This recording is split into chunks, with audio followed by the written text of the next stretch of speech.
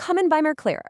Wenn Sie also jemals davon geträumt haben, durch ein echtes Winterwunderland zu wandern, dann Sie wissen schon, umgeben von funkelnden Lichtern und dem erstaunlichen Duft gerösteter Kastanie. Nun, Sie sind heute genau am richtigen Ort. Wir servieren das ultimative Absolute Insider-Playbook für die Navigation auf Deutschlands legendären Weihnachtsmärkte, der Weihnachtsmärkte. Wir werden Sie von einem Touristen mit großen Augen zu einem absoluten Profi machen, der genau weiß, wie man in der Weihnachtszeit 2026 wie ein Einheimischer isst, trinkt, sich warm anzieht und feiert. Okay, fangen wir damit an, indem wir eine große Annahme in Frage stellen. Hier in Amerika stellen wir uns einfach automatisch vor, wie der Weihnachtsmann am 24. Dezember den Schornstein hinunterrutscht, oder? Aber wenn Sie mitten auf einem verschneiten deutschen Markt stehen, Sie werden vielleicht völlig überrascht sein, wenn Sie herausfinden, dass die ganze Sache mit dem Mitbringen von Geschenken tatsächlich ein kleines Rätsel ist. Wer liefert dort eigentlich die Geschenke aus? Ist es der Weihnachtsmann, der Nikolaus, jemand ganz anderes? Die Antwort reicht Jahrhunderte zurück und ist faszinierend. Kommen wir also zu Kapitel 1, den deutschen Weihnachtslegenden Mythen und Magie. Um das wirklich zu verstehen, müssen wir uns eine historische Spaltung ansehen, die den Schenkkalender buchstäblich neu geschrieben hat. Im Grunde handelt es sich um eine Geschichte zweier Traditionen. Zunächst der ursprüngliche Geschenküberbringer, der heilige Nikolaus. Er taucht tatsächlich ein paar Wochen früher, am 6. Dezember auf und trägt nicht den roten Anzug, den wir gewohnt sind. Nein, er kleidet sich wie ein traditioneller katholischer Bischof. Mitra, goldener Stab, das ganze Drumherum. Doch dann kommt die Reformation. Martin Luther wollte sich von katholischen Traditionen abwenden und führte daher eine neue Figur ein. Das Christkind, das hauptsächlich von Protestanten umarmte Christkind, ist diese schöne und eifersüchtige junge Frau, gekleidet in Weiß und Gold. Und sie bringt die Geschenke am Heiligabend. Ehrlich gesagt sind beide Zahlen heute in ganz Deutschland absolut riesig, unabhängig von der Religionszugehörigkeit. Aber warte, der Nikolaus rollt nicht alleine.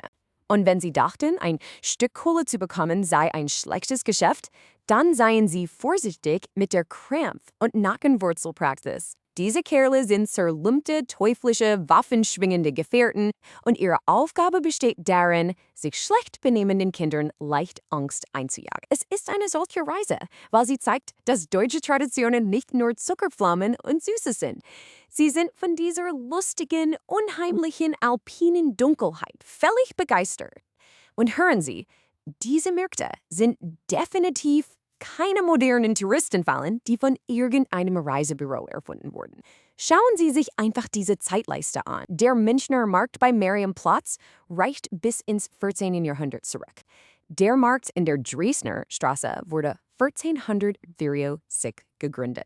Und der allererste öffentliche Weihnachtsbaum wurde bereits 1851 in Weimar aufgestellt. Von einem äußerst großzügigen örtlichen Bibliothekar. Wenn Sie durch diese Märkte schlendern, betreten Sie lebendige, atmende Geschichte. Das bringt uns zu Abschnitt 2 ikonische Märkte, auf denen Sie Ihre Reiseziele im Jahr 226 erkunden können. Also die Millionen-Dollar-Frage: Welche Art von Atmosphäre suchen Sie? Wenn Sie es ultratraditionell mögen, ist Christkindlesmarkt von Nürnberg genau das Richtige für Sie. Es beginnt tatsächlich mit einer großen Eröffnungszeremonie, die von Christkind selbst geleitet wird.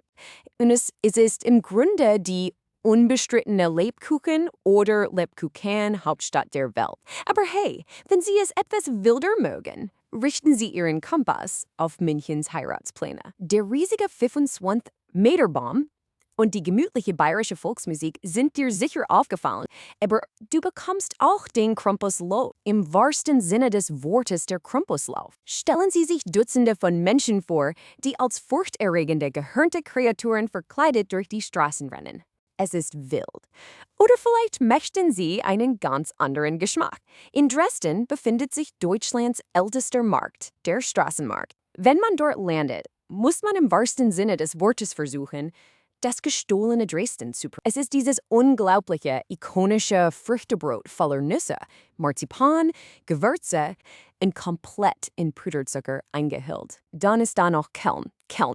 Sprechen Sie über eine Kulisse. Sie schlürfen heiße Getränke direkt am Fuße des riesigen Kellnerdoms. Außerdem servieren sie ihre Getränke in diesen einzigartig gestalteten Sammelbechern, die die absolut besten Souvenirs sind. Der große Vorteil dabei ist, dass jede einzelne Stadt ein stark lokalisiertes, völlig einzigartiges Erlebnis bietet.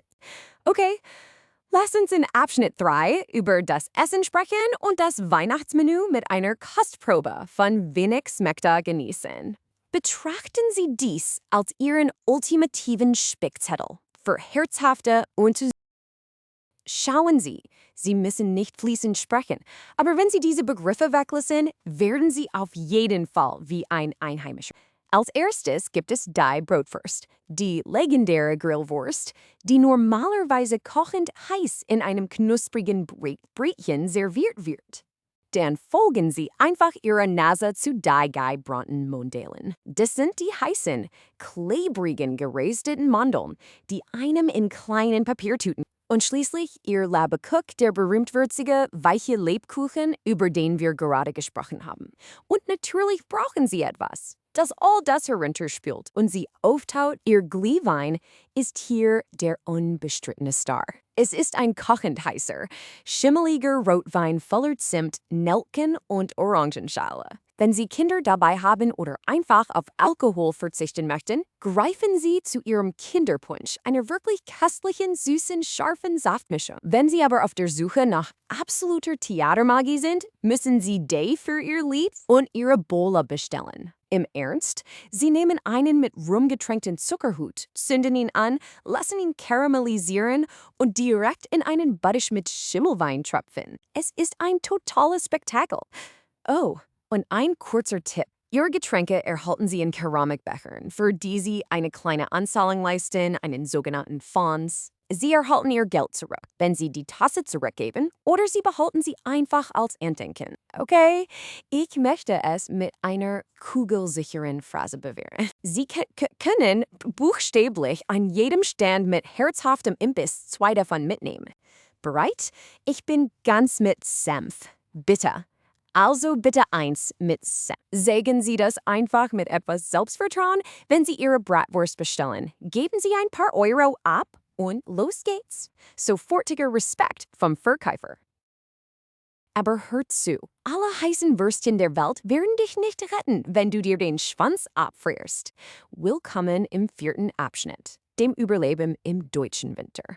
Clever einpacken, warm bleiben. Denn ich verspreche Ihnen, dass der Zauber eines Winterwunderlandes sehr schnell verblasst, wenn Sie taube Finger und Windbrand haben. Intelligentes Packen ist absolut entscheidend.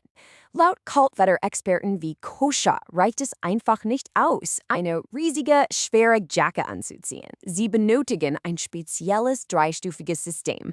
Schritt 1. Ihre Basisschicht. Entscheiden Sie sich für Thermokleidung aus Merino-Wolle oder einer Bambusmischung. Sie sind ultraleicht, von Natur aus antibakteriell und leiten Feuchtigkeit ab, sodass kein kalter Schweiß an ihnen haften bleibt. Schritt 2 ist ihre mittlere Schicht, wie ein solides, isolierendes Vlies oder ein schicker Pullover, um ihre Körperwärme zu speichern. Und Schritt 3, das ist ihre Außenhülle, ein wasser- und winddichter Parka. Diese spezielle Kombination bringt Wärme im Freien mit Atmungsaktivität in Einklang. Glauben Sie mir einfach, wenn Sie sich aus dem eiskalten Schnee in ein überfülltes, überhitztes Café ducken, möchten Sie nicht durch Ihre Kleidung schwitzen. Und wir dürfen die Extremitäten auf keinen Fall vergessen. Ihre Hände und Ohren verlieren zweifellos am schnellsten Wärme. Zu Ihren unverzichtbaren Dingen gehören eine dicke Wollmütze, Thermosocken, insbesondere solche, die Blasen verhindern sollen, dass Sie auf vielen unebenen Kopfsteinpflastersteinen laufen und einen wirklich dicken Wollschal tragen werden. Aber lassen Sie mich kurz die Handschuhe hervorheben. Sie möchten insbesondere Touchscreen-freundliche Leder- oder Strickhandschuhe. Warum? Denn Sie werden alle 2 Sekunden Ihr Telefon zücken, um Fotos von diesen wunderschönen Märkten zu machen. Bei Minustemperaturen immer wieder die Handschuhe auszuziehen? Ein völliger Anfängerfehler. Warum machen wir das alles? Warum ziehen wir Merino-Wollschichten an und stehen eiskalt auf einem Stadtplatz und trinken brennenden Wein? Es ist alles für ein ultimatives Ziel. Gemütlichkeit. Es ist dieses einzigartige deutsche Konzept. Und es gibt wirklich keine perfekte englische Übersetzung dafür. Es ist im Grunde ein tiefer Zustand der Wärme, Gemütlichkeit und kollektiven Zufriedenheit. Es ist genau das Gefühl, eine warme Tasse in der Hand zu halten, umgeben von Freunden, im Schein einer Kathedrale aus dem 14. Jahrhundert stehen und sich mitten im Winter vollkommen wohlfühlen. Es ist pure Magie. Nun, Sie kennen die Geschichte. Sie wissen, wie Sie Ihre Bratwurst wie ein Profi bestellen. Und Sie wissen genau, wie Sie der Kälte trotzen können. Mit all diesen unglaublichen Optionen, die in der Saison 2026 auf Sie bleibt nur noch die Frage, welchen magischen Markt du zuerst erobern wirst. Beginnen Sie mit der Planung.